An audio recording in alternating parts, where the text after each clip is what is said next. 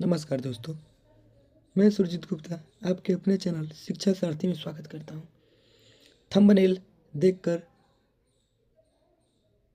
आप जान ही गए होंगे कि हम क्या पढ़ने वाले हैं। स्टार्ट करने से पहले एक और बात, आपको वीडियो लास्ट तक देखना है और वीडियो अच्छा लगे तो लाइक करना है, साथ साथ चैनल को सब्सक्राइब भी करना है और बेल आइकन को दबाना ना भूलें और अपने दोस्तों के साथ इसे शेयर भी करना है।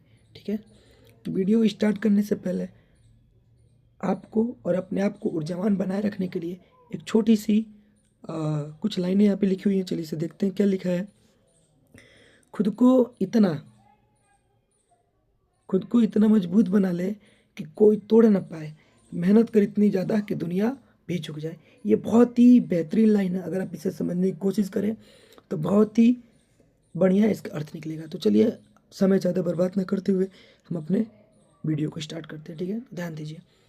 हमें क्या पढ़ना है इसमें? टेंस के बारे में पढ़ना है। तो सबको पता है कि टेंस क्या होता है। तो टेंस का मतलब होता है काल। काल का मतलब क्या होगा? समय।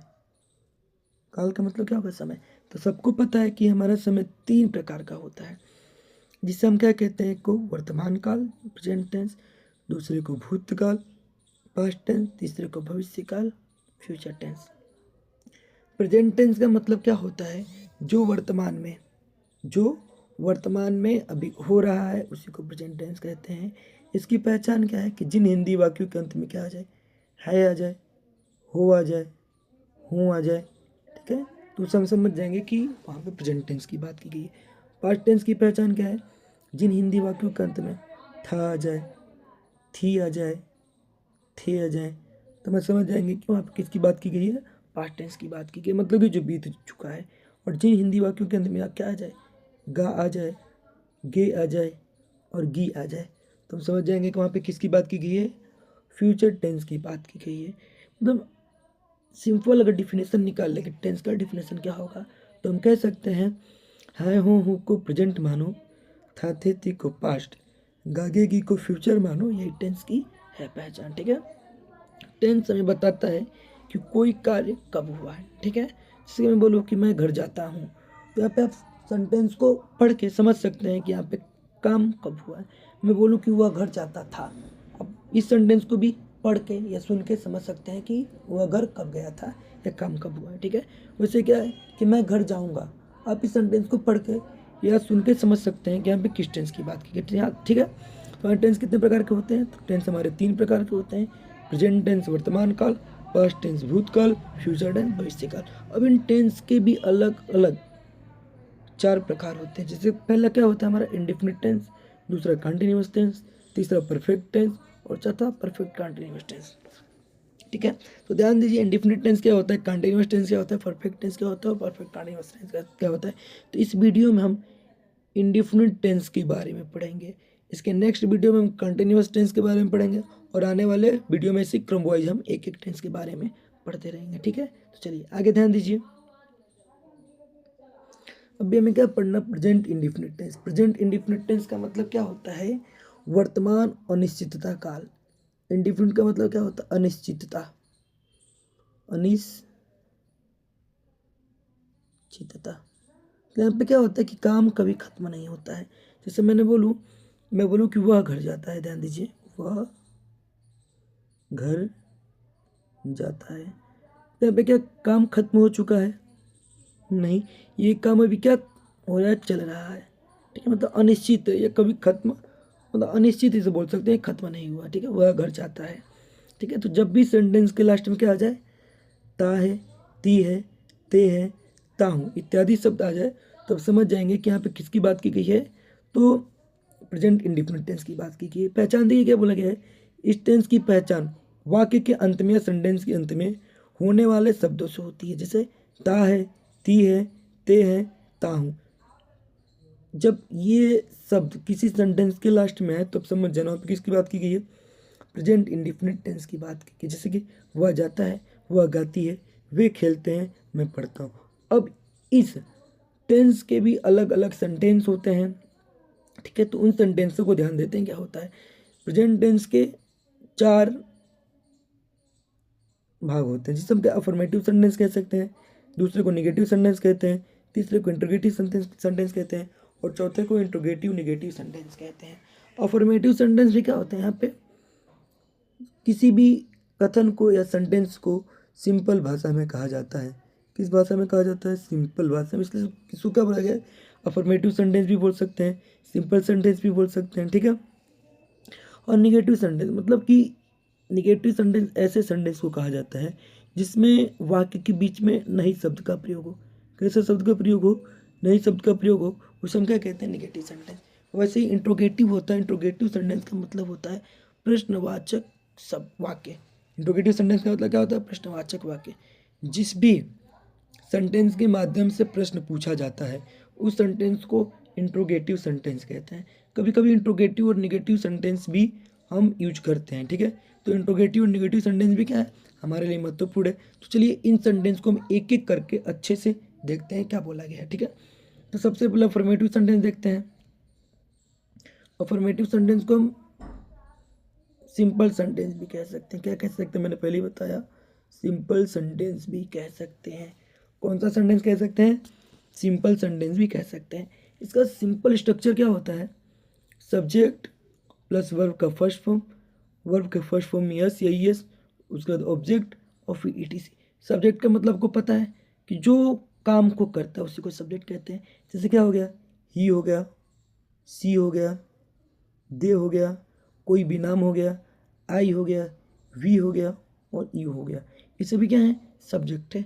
सब्जेक्ट के भी अलग अलग पर्सन होते हैं, जिसे हम क्या बोल सकते हैं?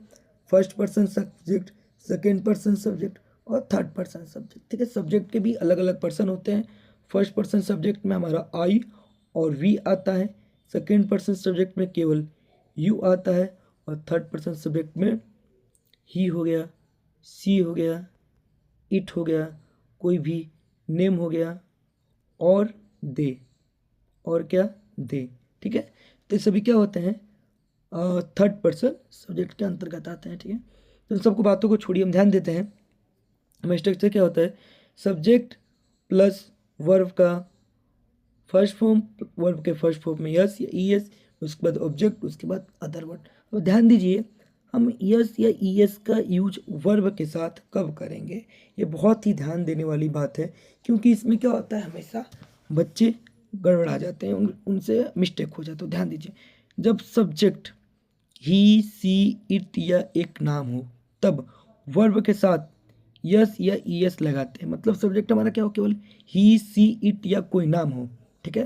तो हम क्या करते हैं? उसके साथ यस या ई एस का यूज करते हैं। लेकिन अगर हमारा सब्जेक्ट यू हो जाए, दे हो जाए, आई हो जाए और वी हो जाए, तो इनके साथ हम वर्ब में यस या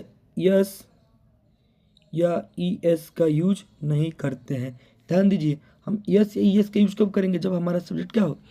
ही हो, सी हो, इट हो या कोई एक नाम हो, तो उसके साथ हम ई एस या ई एस का यूज करते हैं, तथा अन्य सब्जेक्ट के साथ यस या ई एस का यूज नहीं करते। जैसे कि यू के साथ नहीं करेंगे हम, दे के साथ नहीं करेंगे, आई के साथ नहीं करेंगे और वी के साथ यस या ई एस का यूज नहीं करेंगे, ठीक है।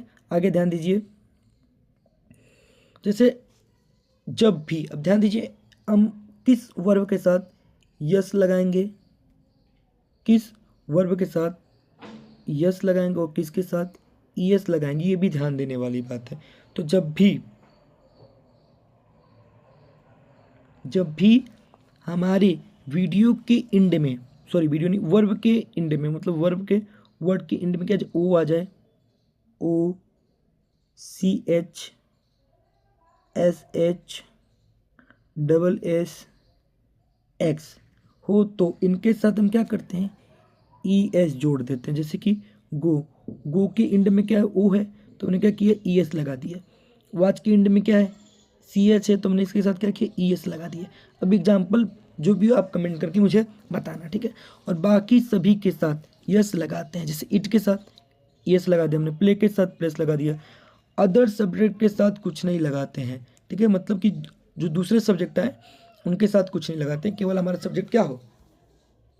आई हो, सॉरी ही हो, सी हो, इट हो या कोई नेम हो, तो इसी के साथ यस या ई एस का यूज करते हैं, अन्य सब्जेक्ट के साथ यस या ई एस का यूज नहीं करते हैं। ठीक है, अब ध्यान दीजिए कि कब ई एस का यूज करेंगे, कब एस का यूज करेंगे। तो जब हमारा वर्ब के एंड में क्या हो, ओ आ जाए, सी एच आ जाए, एस एच आ जाए, एस आ जाए, एक्स आ जाए, तो हम उसके साथ ई एस का यूज करेंगे, अन्यथा हम क्या करेंगे, ओनली एस का यूज करेंगे।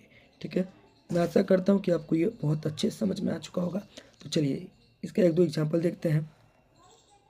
वह खाना खाती है, तो यहाँ पे हमारा सब्जेक्ट क्या है, यहाँ पे हमारा सब्जेक्ट क्या है, वह हो गया, खाती है क्या हो गया, ये वर्ब हो गया, और खाना क्या हो गया, ऑब्जेक्ट हो गया। तो इसे बनाते हैं। तो सबसे पहले हमने क्या पढ़ा था, सब्जेक्ट प्लस वर्ब में, वर्ब के फर्स्ट फॉर्म में yes oblique E S plus object plus etc, ये हमारा स्ट्रक्चर था। स्ट्रक्चर के माध्यम से बनाते हैं।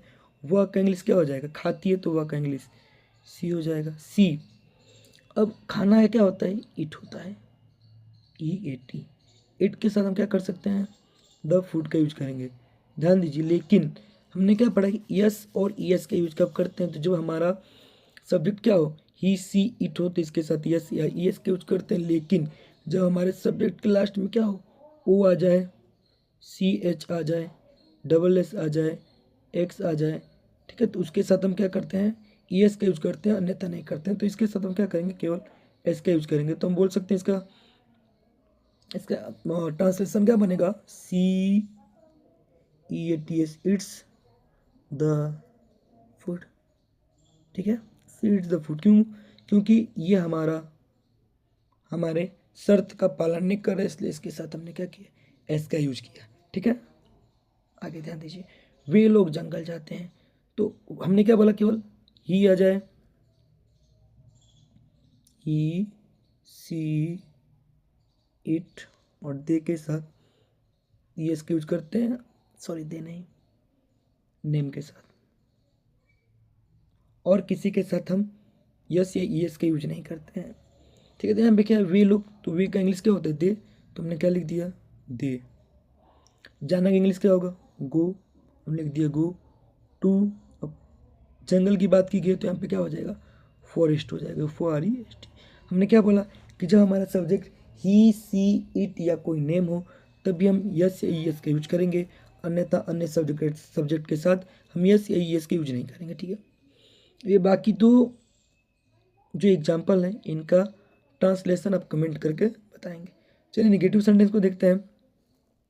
तो निगेटिव सेंटेंस का स्ट्रक्चर क्या होता है, subject plus do oblique does plus not plus verb का first form plus object plus it is. यहाँ पे भी ध्यान देने वाली बात है कि हम डू का यूज कब करेंगे और डज का यूज कब करेंगे। तो जब सब्जेक्ट हमारा क्या हो, आई हो, वी हो, यू हो, दे हो, तो इसके साथ हम डू का यूज करेंगे, तथा अन्य सब्जेक्ट के साथ हम किसका यूज करते हैं, डज का यूज करते हैं। जब सब्जेक्ट क्या हो, आई हो, वी हो, यू हो, दे हो, तो इसके साथ डू का, तथा अन्य सब्जेक्ट के साथ हम किसका यूज करेंगे, डज का यूज करेंगे। जैसे कि ही के साथ, सी के साथ, इट के साथ, एनी नेम के साथ हम डज का यूज करेंगे। आई वी और वी के साथ किसका यूज करेंगे, डू का यूज करेंगे। ठीक है, तो चलिए इसका एग्जाम्पल देखते हैं हम। यहाँ पे क्या बोला गया, मैं क्रिकेट नहीं खेलता हूँ, तो आई मैंने क्या बोला, ही सी इट या नेम के साथ हम किसका यूज करेंगे, डज का यूज करेंगे। किसका करेंगे, डज का। तो अन्य सब्जेक्ट के साथ हम डू का यूज करेंगे। तो यहाँ पे क्या, मैं क्रिकेट नहीं खेलता हूँ, तो आई है, तो आई के साथ किसका यूज करेंगे, डू का। डू के बाद हम क्या लगाएंगे, नोट लगाएंगे। नोट के बाद क्या लेंगे, वर्ब का फर्स्ट फॉर्म। तो खेलना क्या होगा, play, P L A Y. अब ऑब्जेक्ट हमारा क्या है, तो क्रिकेट है, तो हम क्या लिख देंगे यहाँ पे, क्रिकेट लिख देंगे। ठीक है, चलिए दूसरे एग्जाम्पल को देखते हैं। वे लोग दूध पी नहीं पीते हैं, तो वे का इंग्लिश क्या होगा, दे हो जाएगा। लोग है उससे मतलब नहीं, वे लोग का डायरेक्ट हो गया, वे लोग। इसका हम किसका प्रयोग करेंगे, डू का प्रयोग करेंगे। डू के बाद नॉट, वे लोग दूध नहीं पीते, भी हमारा क्या है, वर्ब क्या है, पीना। तो यहाँ पे ड्रिंक लिख सकते हैं, पीना का ड्रिंक,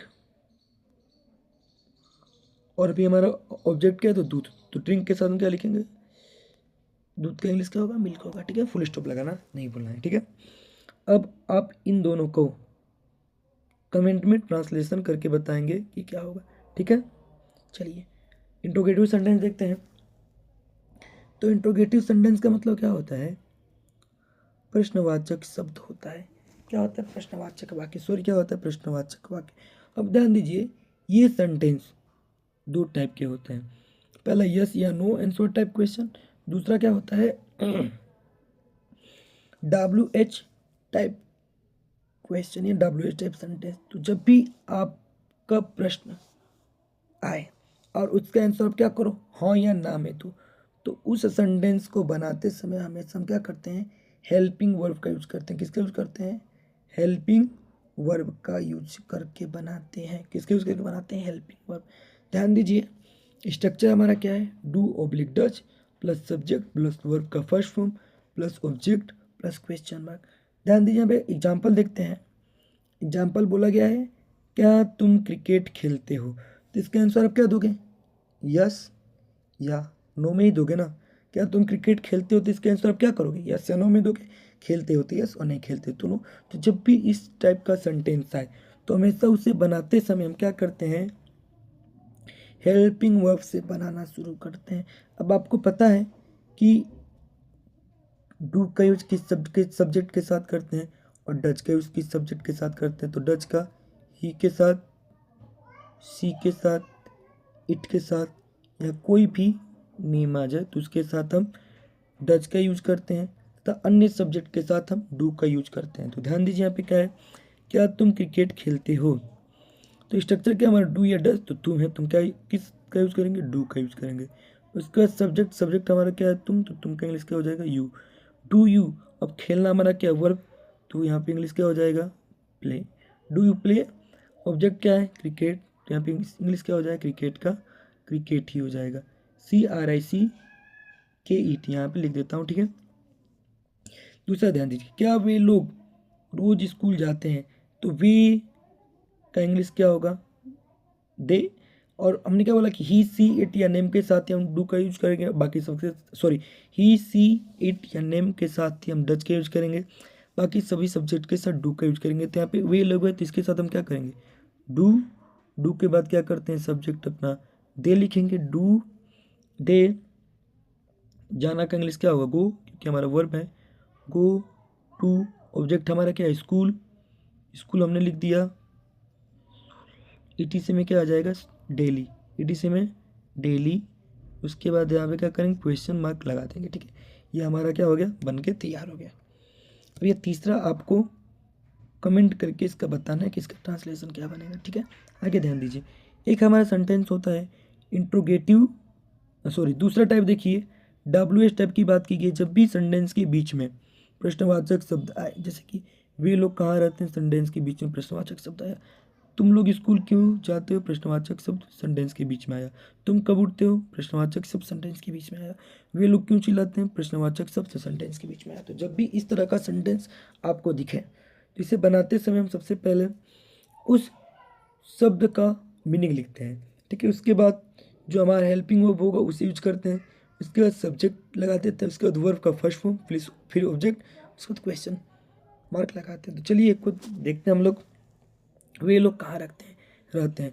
तो अकॉर्डिंग टू स्ट्रक्चर सबसे पहले हम WH वर्ड की इंग्लिश लिखेंगे, तो कहाँ का इंग्लिश क्या हो जाएगा वेयर वेयर WHER वेयर। वे लोग के साथ हम किसका यूज करते हैं डू का वेयर डू। वे लोग का इंग्लिश क्या होगा दे वेयर डू दे।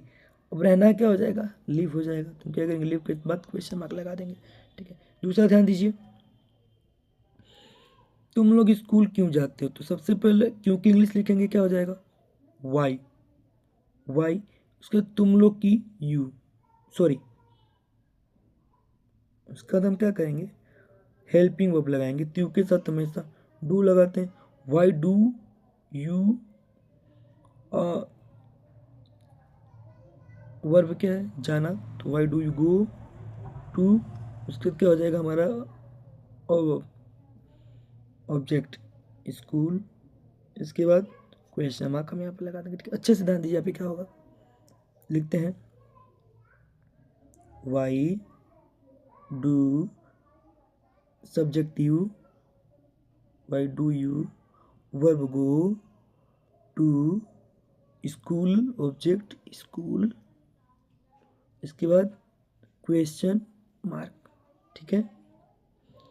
आगे ध्यान दीजिए अब आपको क्या करना है तीसरा और चौथा का ट्रांसलेशन करके कमेंट में बताना है। ठीक है, आगे ध्यान दीजिए, एक सेंटेंस होता है इंट्रोगेटिव नेगेटिव सेंटेंस, जिसमें प्रश्नवाचक शब्द तथा नकारात्मक शब्द दोनों का यूज होता है। जैसे कि वे लोग घर क्यों नहीं जाते हैं, तो एग्जाम्पल के माध्यम से इसे समझते हैं कि इसका स्ट्रक्चर क्या होगा।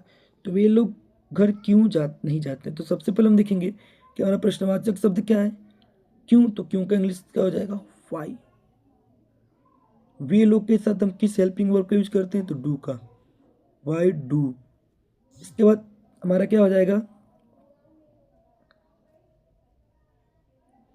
Y do subject they. उसके बाद क्या करते हैं, नोट, नोट लगा देंगे, दे नोट। जाना है इंग्लिश क्या हो जाएगा, गो टू। ऑब्जेक्ट हमारा क्या है, होम। ठीक है, मतलब पहले क्वेश्चन वर्ड, फिर हेल्पिंग वर्ब, फिर सब्जेक्ट, फिर नोट, फिर वर्ब, फिर ऑब्जेक्ट। यहाँ पे लिख देता हूँ मैं स्ट्रक्चर।